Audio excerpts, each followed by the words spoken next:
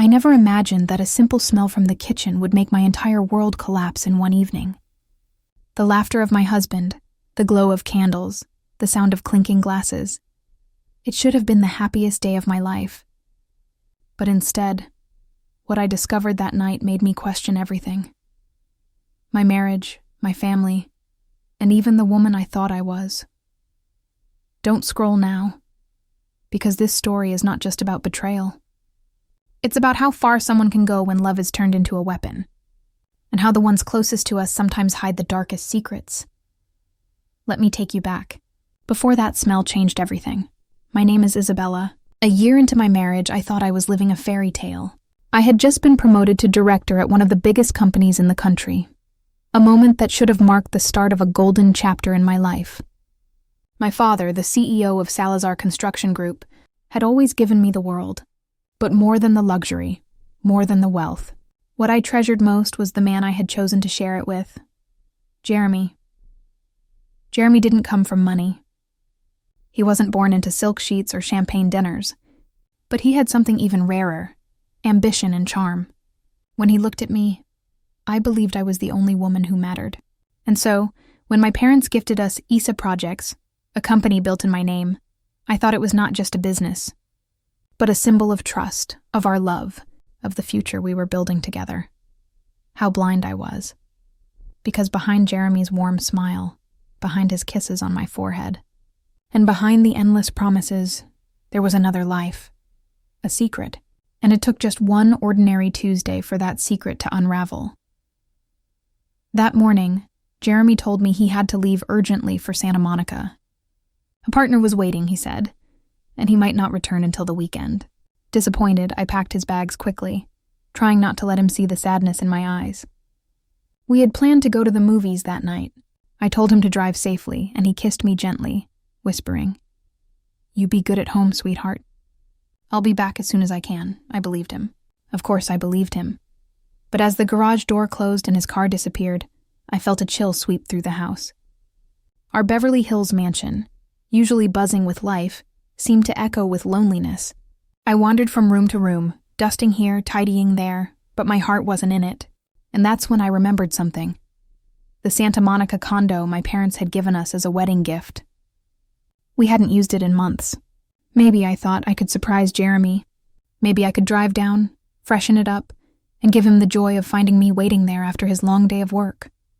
So I did. I grabbed my keys, slid into my car, and drove 3 long hours to the coast. The closer I got, the more excited I felt. I pictured the astonishment on Jeremy's face when he opened the door. I pictured his arms wrapping around me, his laughter, his gratitude. But instead of laughter, I was greeted by something else entirely. When I slid the key into the lock, I heard it. A lullaby. A child's melody, soft and innocent. My brows furrowed. The condo was supposed to be empty. Then I noticed something that made my pulse spike. A pair of pink slippers, neatly placed at the entrance. I froze. My first thought was logical. Maybe Jeremy had lent the place to a friend. That had happened before. I told myself not to jump to conclusions. But as I pushed the door open, my world tilted. A young woman stepped out of the bedroom.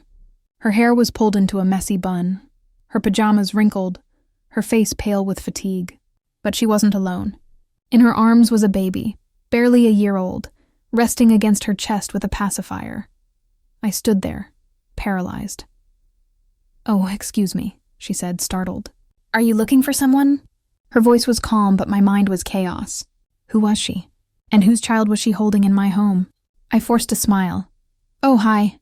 Is this apartment 25501? I must have come to the wrong door."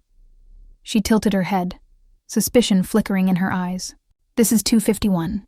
Do you need help finding your apartment?" No, I stammered. I must have been distracted. "I'm so sorry." I turned quickly, desperate to escape before my heart gave me away. But then it happened. The baby began to cry, and the woman rocked him gently. "Shh, it's okay, Leo. Daddy Jeremy will be home soon." Her words cut into me like a knife. "Daddy Jeremy," I froze mid-step, my entire body trembling. Surely it was a coincidence. Jeremy was a common name. But then her phone rang. She answered in a sweet, affectionate tone. "Hello, my love." "Where are you?" Leo and I are waiting for you. Oh, you already bought me the handbag? The one I sent you? My goodness, more than $10,000? You spoil me too much. I love you, Jeremy. $10,000. My breath caught in my throat. Jeremy had always told me we had to save, that the company was struggling, that even a $2,000 necklace for our anniversary was too much. And yet here he was, throwing money at another woman. At that moment, something inside me shattered. I pressed my back against the wall, my hands shaking, tears burning behind my eyes. The woman's words blurred into poison. This weekend we'll see the house with the pool. You'll buy it for us, won't you? I know you love Leo and me more than anything. And then she hung up, smiling as she returned inside. Silence filled the hallway. But inside me there was no silence. There was a storm. I wanted to scream, to break down the door, to demand answers. But I thought of my parents, my father, who had trusted Jeremy, my mother, who loved him like a son. If I caused a scene, the shame would stain all of us. And the company would crumble. No, I couldn't confront him yet. If Jeremy had played a long, cruel game, then so would I. I left quietly, hiding the chaos in my chest, and drove to a coffee shop nearby. I sat by the window, staring at the entrance of the condo, bitterness thick in my throat. An hour later, Jeremy's car pulled up. He stepped out with a bouquet of roses and luxury bags in his arms, his face glowing with joy. For her, for them. I raised my phone and snapped a picture. Not perfect, but enough. The first piece of evidence. That was the night I made a decision. I would not cry like a helpless wife. I would not give him the satisfaction. If he had stolen my happiness, I would steal back everything he held dear. And Jeremy would never see it coming. To be continued. That night, when Jeremy finally returned home, he wrapped his arms around me as though nothing had happened. His cologne, the same one I once found comforting, now made my stomach twist with disgust. He whispered, "I missed you, Isa. The drive was long. Let's get some rest." I smiled faintly, hiding the storm inside me. Rest? He wanted rest, when I had just seen him cradling another life he had built in secret? My lips trembled, but I forced my voice to sound calm. "Of course, darling. You must be exhausted." We went to bed. He fell asleep instantly, his breaths deep and steady, while I lay wide awake, staring at the ceiling. I could still see the young woman's face. I could still hear her soft laugh as she spoke to him on the phone. And worst of all, I could still hear the word that had shattered me. Daddy. Jeremy wasn't just betraying me. He had fathered a child with her. For hours, I lay there, my chest aching as though 1,000 needles were pricking me at once. I could have confronted him then, shaken him awake, screamed the truth in his face, but something stronger held me back. Strategy. Jeremy was smart. Too smart. If I showed my hand too early, he would find a way to twist it against me. I needed evidence. I needed time. So I decided I would play the role of the perfect wife, all while building my case. The next morning, as sunlight spilled across the room, Jeremy kissed my forehead and said he had meetings to attend. I watched him leave, every muscle in my body tense. Once the door closed, I called my closest friend, Amelia. Amelia had been my confidant since childhood. She was the kind of woman who could smell lies from a mile away, and she had always been protective of me. When she arrived at my house, I poured us both coffee and told her everything, every detail, from the baby slippers at the door to the phone call about the $10,000 handbag. Her eyes widened, and her hand tightened around mine. "Isa, you're telling me Jeremy has another woman and a child? That he's been living a double life?" I nodded, tears spilling down my cheeks. "I don't have proof yet, Amelia. Just my eyes, just my ears. But I need more. If I go to my father without proof, Jeremy will twist it, and I'll be the one who looks like a paranoid wife." Amelia leaned in, her voice fierce. "Then we'll get proof. You're not alone in this. If Jeremy thinks he can humiliate you, he's got another thing coming." Her words were like fire in my veins. Yes, I wasn't alone. That weekend, Amelia and I drove to Santa Monica together. We parked a few houses down from the condo and waited. Hours ticked by. At first, nothing happened. But then we saw her, The young woman from before, stepping out with the baby in a stroller. She was dressed casually, sunglasses hiding her tired eyes, but there was something unmistakable. She looked comfortable. Too comfortable. Amelia grabbed my hand. She's not just a fling. She's settled. That's his second home, I swallowed hard. Watching her push the stroller, I thought of all the times Jeremy had told me he was working late. All the times he canceled dates. All the excuses. They hadn't been about business. They had been about her. We followed her discreetly. She walked into a boutique, bought baby clothes, then sat at a cafe, bouncing the child on her knee while sipping coffee. She looked like any young mother, glowing with love for her child. My chest tightened. That should have been me. That should have been our child. When she left the cafe, Amelia whispered, "We need her name." So we waited until she used her credit card at the register. Amelia, ever the clever one, glanced at the receipt the cashier tossed in the trash after the transaction. And there it was. Sophia Martinez. Sophia. The name rang in my ears like a bell tolling doom. Back in the car, I clenched the steering wheel. Now we know her name. Now we can start digging. Over the next few weeks, Amelia helped me gather more evidence. We hired a private investigator, a discreet man who specialized in domestic cases.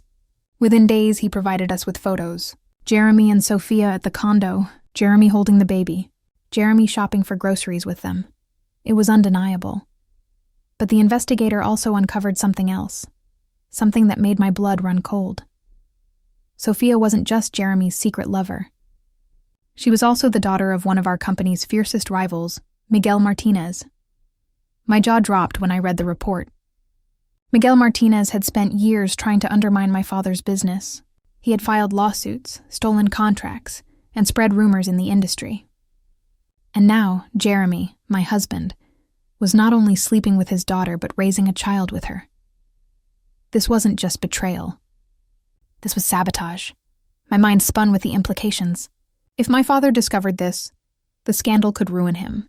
And if Miguel Martinez decided to use this relationship against us, it could destroy everything my family had built.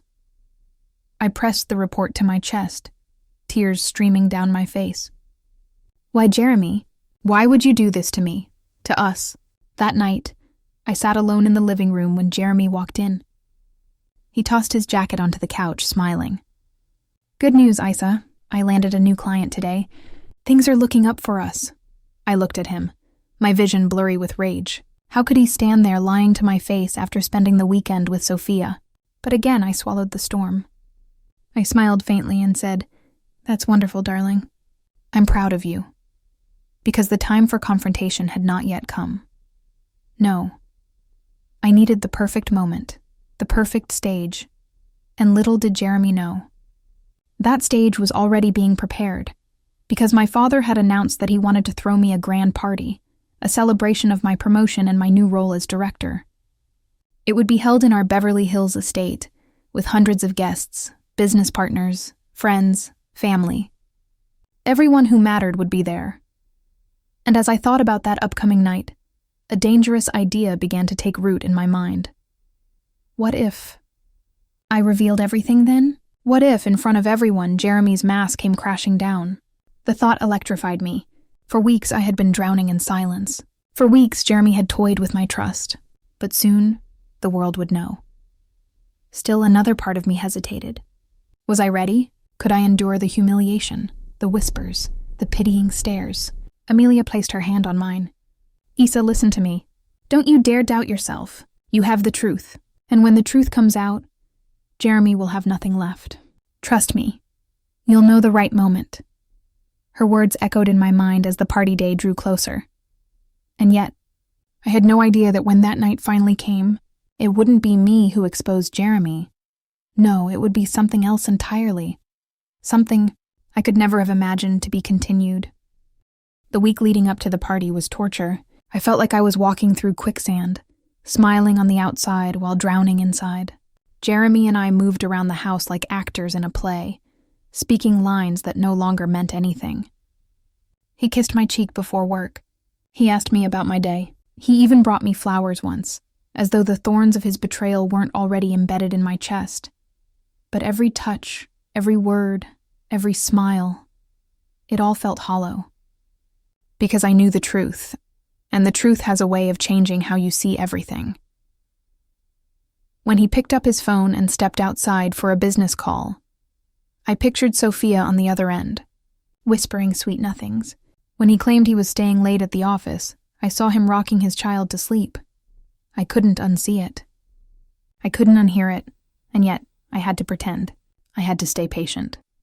The night of the party arrived sooner than I expected.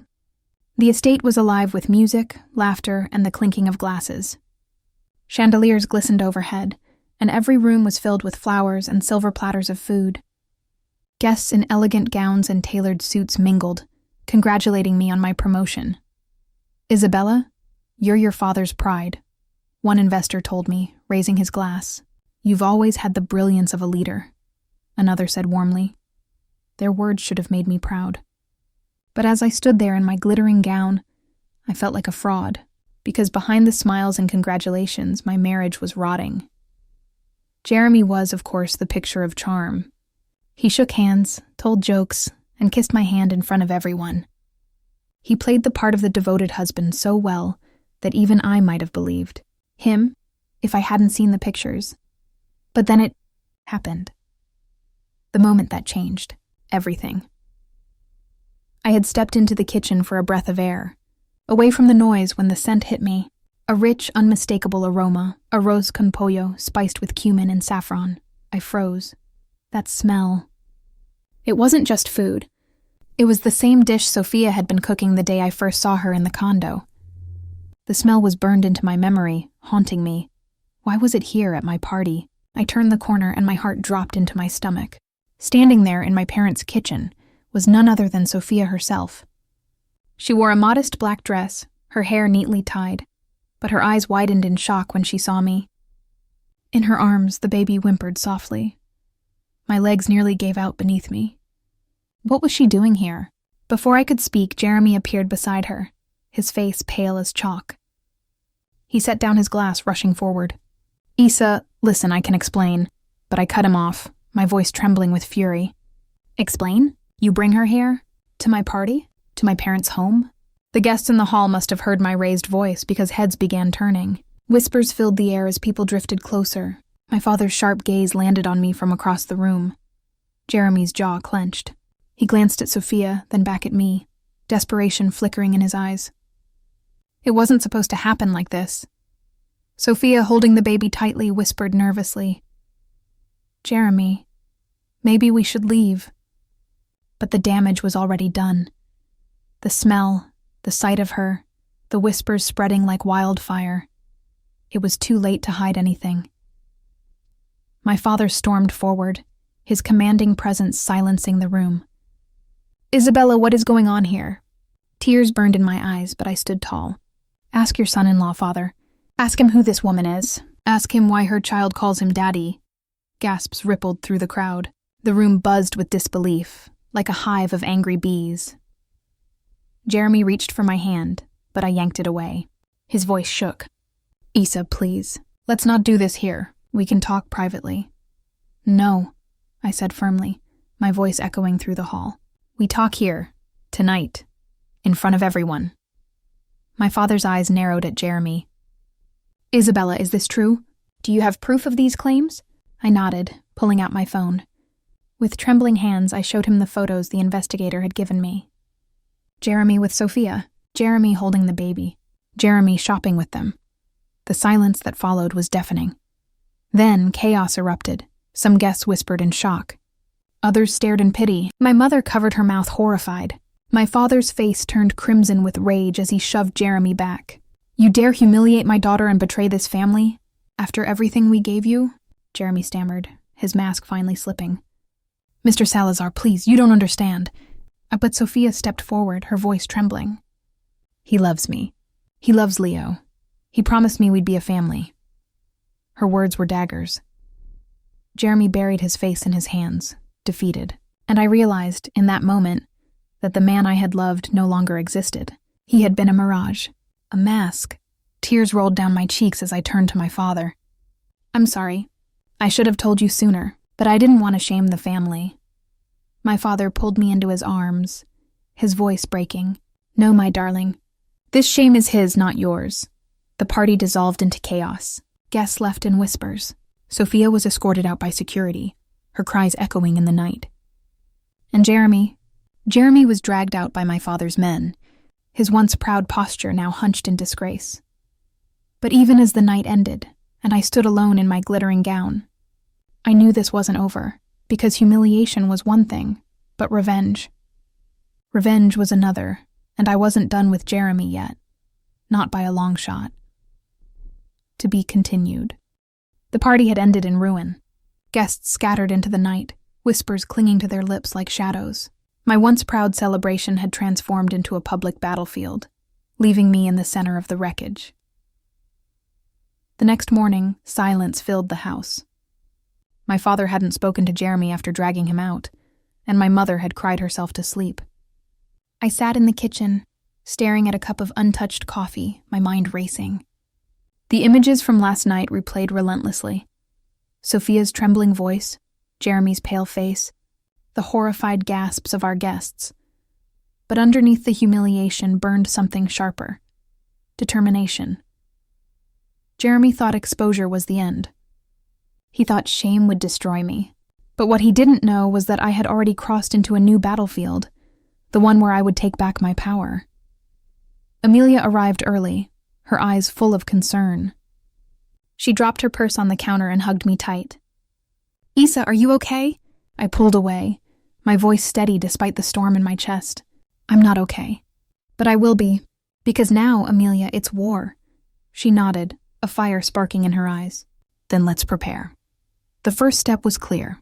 I needed to protect myself financially. Jeremy had his claws deep in ISA projects, the company my father had entrusted to us. If I didn't move quickly, he could drain it, funneling money to Sophia and her family. So I met with my father in his office. The man who had built empires sat behind his mahogany desk, his hands folded tightly, his jaw rigid. "Isabella," he said, his voice heavy, "I failed you. I should have seen what kind of man Jeremy was." I shook my head. "You gave him trust, father. He betrayed it." "That's not your fault," he sighed, then leaned forward. "What do you want to do now?" My hands trembled slightly as I spoke. "I want to take control of ISA projects. I want Jeremy out of it completely. Every document, every account, every share. He forfeits it all." My father studied me for a long moment, then finally nodded. "Then it shall be done. But Isabella, once you take this step, there's no turning back. You'll not just end your marriage, you'll declare war against him and the Martinez family." A lump rose in my throat, but I swallowed it down. "I'm ready." Within days, the lawyers began their work. Papers were drawn up. Bank accounts were scrutinized. And slowly, like peeling away rotten flesh, Jeremy's ties to the company began to unravel. But Jeremy wasn't a man to give up easily. One evening, as the sun set in streaks of orange across the estate, Jeremy showed up at the gates. His once polished suit was wrinkled, his hair disheveled. He begged the guards to let him in. I stood at the balcony, watching as he shouted my name. His voice cracked with desperation. "Isa, please, just hear me out. I never meant for it to go this far." For a moment, my heart wavered. I remembered the man I had fallen in love with, the man who had once made me laugh until tears streamed down my face. But then I remembered Sophia. I remembered the child. I remembered the humiliation in front of hundreds of people, and my heart turned to stone. I stepped outside, my heels clicking against the marble, and faced him through the gate. "What do you want, Jeremy?" He gripped the bars, his eyes bloodshot. "I made a mistake. Please, don't take everything from me. I can fix this." "We can fix this," I almost laughed. "Fix this? You fathered a child with another woman. You stole from me. You lied every day of our marriage. Tell me, Jeremy, how exactly do you plan on fixing that?" His lips trembled. "Isa, I love you." Sophia meant nothing. "I swear it." Rage surged through me. "Nothing? She bore your child. You bought her handbags worth more than what you ever gifted me. You promised her houses with pools. And you call that nothing?" He fell silent, his face pale. I leaned closer, my voice sharp as glass. "You've lost me, Jeremy. You've lost the company. And soon, you'll lose everything else you think belongs to you." His jaw tightened, and I saw something flicker in his eyes. Hatred. Cold, sharp hatred, and in that moment I realized Jeremy wouldn't walk away quietly. He would fight back. The very next week, we discovered that Miguel Martinez, Sophia's father, had filed a lawsuit against ISA Projects. Claims of fraud, breach of contract, and unethical practices. It was all lies, of course. But with Jeremy feeding him inside information, Miguel had just enough ammunition to make it dangerous. My father was livid. He slammed his fist against the conference table during our strategy meeting. "That snake, he dares come for us now?" I clenched my fists, my voice steady. "Let him come. If it's war he wants, it's war he'll get." But behind my brave words, fear gnawed at me. Miguel was powerful, ruthless, and Jeremy knew our company inside and out. Amelia squeezed my hand under the table. "We'll find a way, Isa. Don't lose hope." I nodded, though inside, I wondered how much more I could endure. As the lawsuit dragged on, the whispers in society circles grew louder. People speculated about my failed marriage, about Jeremy's betrayal, about the future of Salazar construction. Everywhere I went, eyes followed me, pitying or curious, but I refused to break.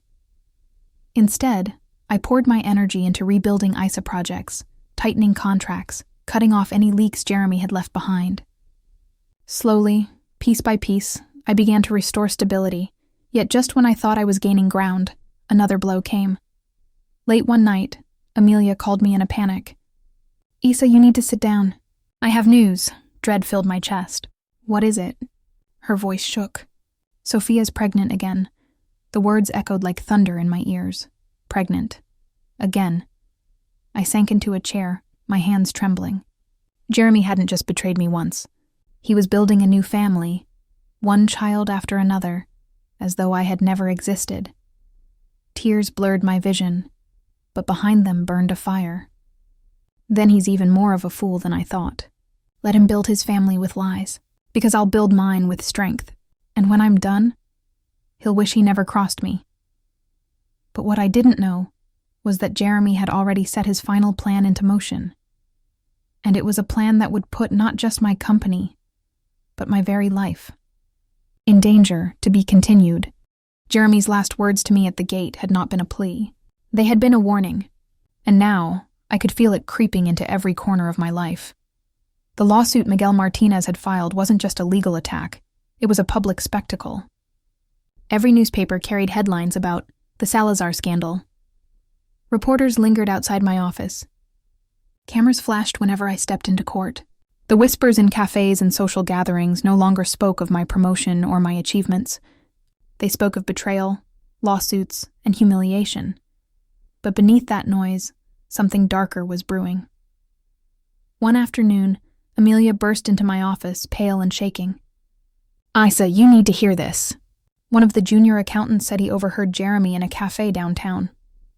Bragging, he said you wouldn't survive this month. I froze. Survive? Amelia nodded, her voice low. Not just the lawsuit. He said you'd be gone. For good. A chill ran down my spine. It wasn't paranoia anymore. Jeremy wasn't content with destroying my reputation or my company. He wanted me erased. My father insisted on doubling my security. Guards now followed me everywhere. At first, I hated the constant presence, the feeling of being caged. But after finding my car tires slashed in the company parking lot, I swallowed my pride. Jeremy was dangerous. The court hearing stretched for weeks. Jeremy sat on Miguel's side, smirking across the aisle, whispering into Sophia's ear. She was visibly pregnant, her hand always resting on her growing belly. Her lips curved in a smug smile. Once, during a recess, she approached me in the hallway. "You should give up." "Isa," she said, her voice dripping with mock pity. Jeremy's mine now. "You're just clinging to ashes." I stared at her swollen belly. My voice came out calm, though rage simmered underneath. "Ashes can still burn, Sophia. And trust me, you don't want to feel that fire." Her smirk faltered, but only for a moment. Then she turned and walked away, her heels clicking arrogantly against the marble floor. The attempt 2 nights later, I returned home late after a grueling day in court. The estate was unusually quiet. Even the guards seemed restless, shifting uneasily. I entered the kitchen, setting down my briefcase. That's when I smelled it. The same smell from the party. A sharp, bitter scent, like almonds and cleaning chemicals mixed together. I turned slowly, scanning the countertops. And there it was, a steaming cup of tea, placed neatly on the marble island, as though waiting for me. But no one in my household had made it. Aunt Clara's voice echoed in my mind, trembling but firm. The moment I smelled that food, I knew it wasn't safe. My heart pounded. This wasn't an accident. Someone had been here. Someone had left this for me, and I knew exactly who it was. Instead of touching the cup, I called in my father's trusted investigator, Mr. Ramos. Within an hour, he arrived with a portable testing kit. When he dipped the strip into the liquid, his face darkened. It's poisoned. Whoever left this wanted you dead tonight. Amelia gasped, covering her mouth. My father clenched his fists. That devil, Jeremy! But Ramos shook his head. It's not just Jeremy. He doesn't have the access anymore. Someone inside helped him. The realization hit me like ice water. A traitor. In my own home, we tightened security and set a trap. The following evening, I instructed the staff to leave the same cup of tea on the counter, untouched, while hidden cameras recorded the kitchen. Hours later, the footage revealed the truth. It wasn't one of the maids. It wasn't a guard. It was Rosa, Sophia's cousin, who had infiltrated my staff months earlier, pretending to be a quiet, obedient housekeeper. She had been feeding information back to Sophia and Jeremy all along. When confronted, Rosa broke down. They promised me money. They said no one would know. Please, Senora, I didn't mean... But her pleas fell on deaf ears. My father had her arrested immediately, and with her arrest came evidence. Texts, voice recordings, even bank transfers from Jeremy's accounts. Enough to prove not only the attempted poisoning, but also Jeremy's direct involvement. The courtroom was electric the day the evidence was presented. Gasps filled the air as the recordings played. Jeremy's voice cold and calculating, instructing Rosa to make sure Isa never drinks again. Sophia's face drained of color. Miguel slammed his fist on the table, realizing their case was collapsing. Jeremy, for the first time, looked afraid. The judge's gavel came down hard. The lawsuit was dismissed. Arrest warrants were issued. Jeremy Martinez was no longer the charming golden boy of society. He was now a criminal. The day Jeremy was taken away in handcuffs, a strange calm washed over me. Not joy. Not triumph, just peace.